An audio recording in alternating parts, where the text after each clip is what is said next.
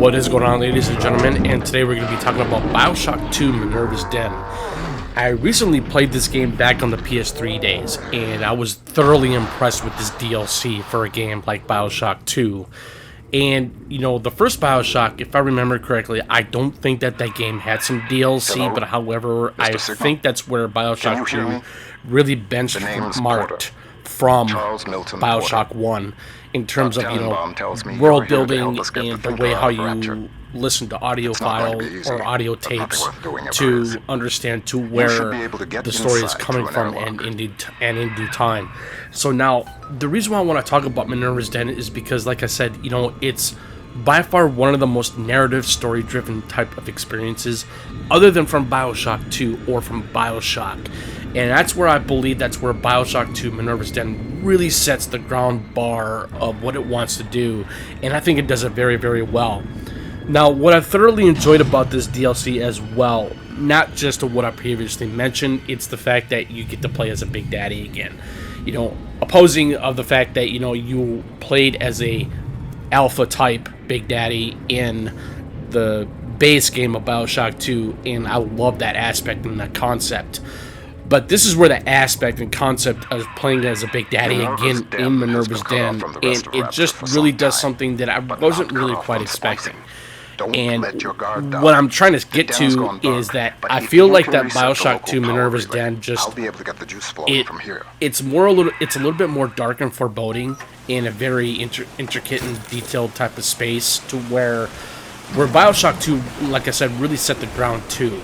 And that's where this DLC really takes place after the events of Bioshock 2. And I think that's where, or I don't know whether if it takes place after the events or during the events. I think it's after the events, so my bad on that.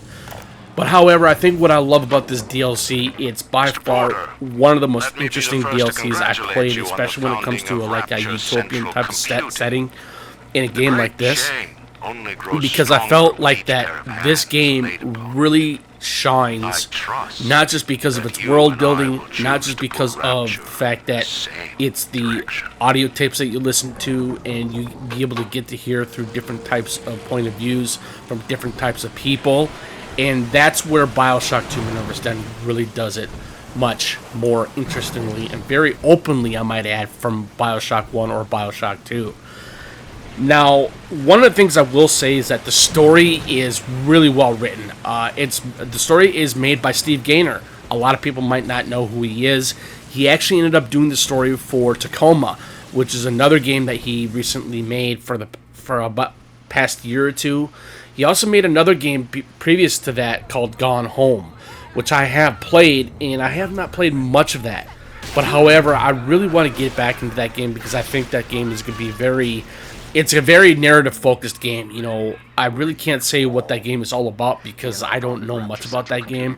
But however, I think when it comes to Bioshock 2 or Bioshock Minerva's Den, it just goes to show you that when games like this that have a really unique story or utopian story, and it just really sets the bar of what kind of games that we are longing to expect when it comes to games like this.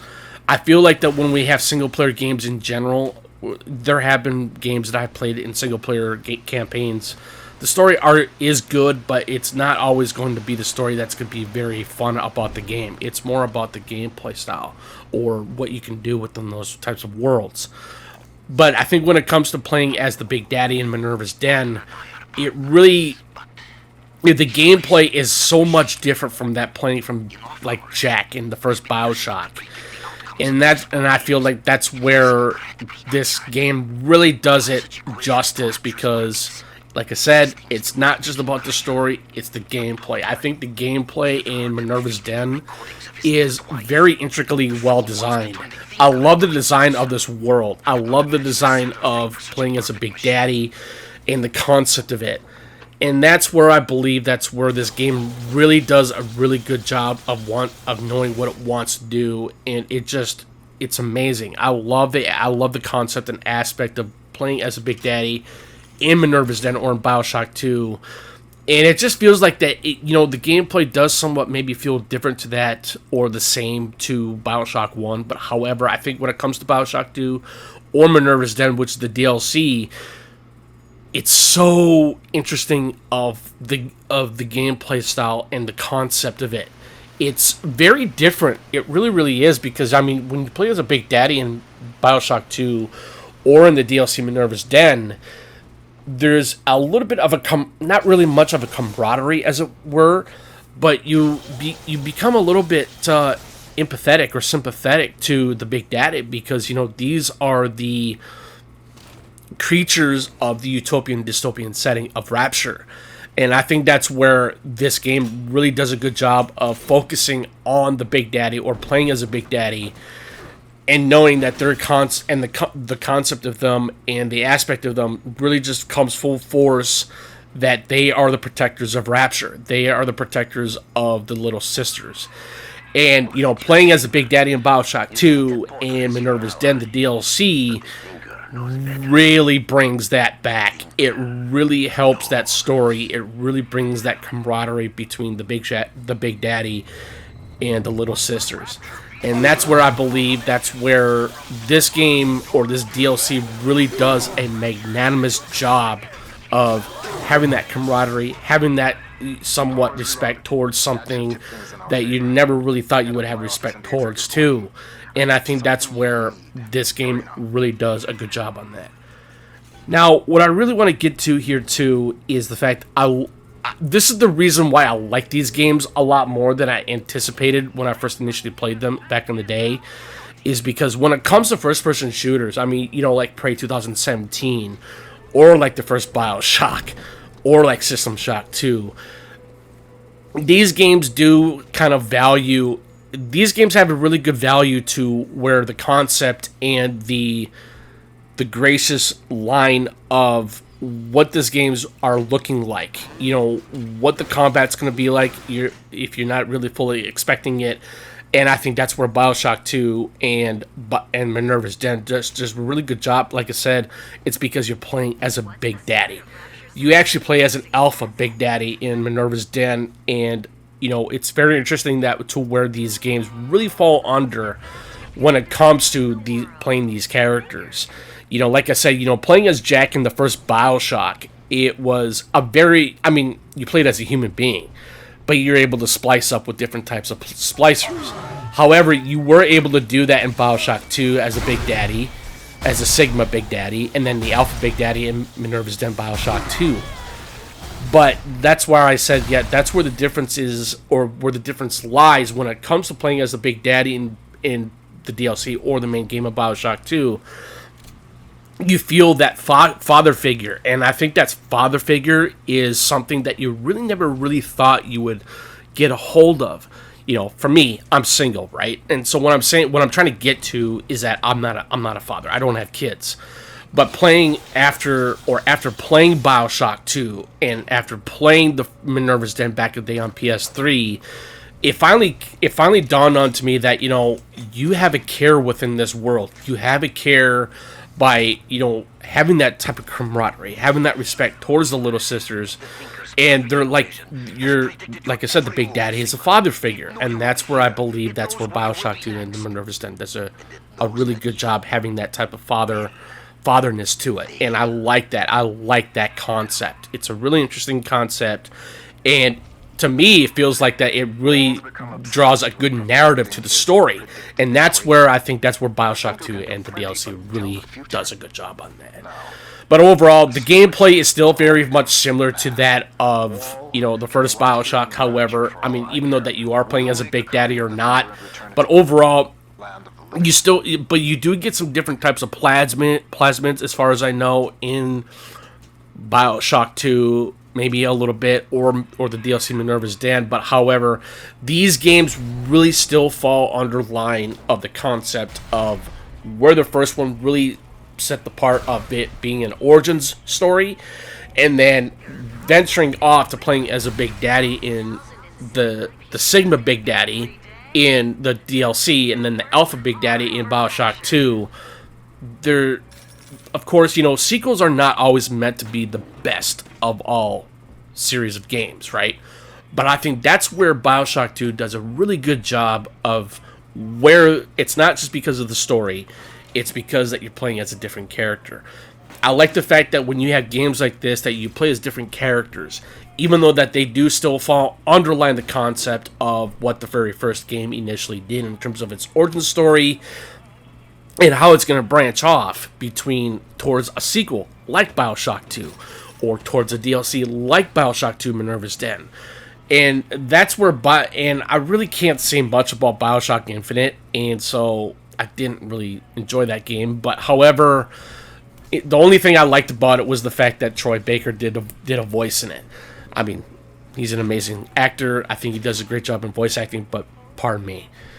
But that's where I'm saying it's like I believe that's where Bioshock 2 and the concept of its DLC Minerva's Den, it just goes to show you that this game or these game series as a whole, like I said, it knows what it wants to do, and I think it not just eliminates, but I think it just really does a fantastic job that it doesn't veer off topic of or at hand what this game is trying to do for itself in terms of its story, in terms of its gameplay structure, and playing as the Big Daddy in Bioshock 2 or in Minerva's Den.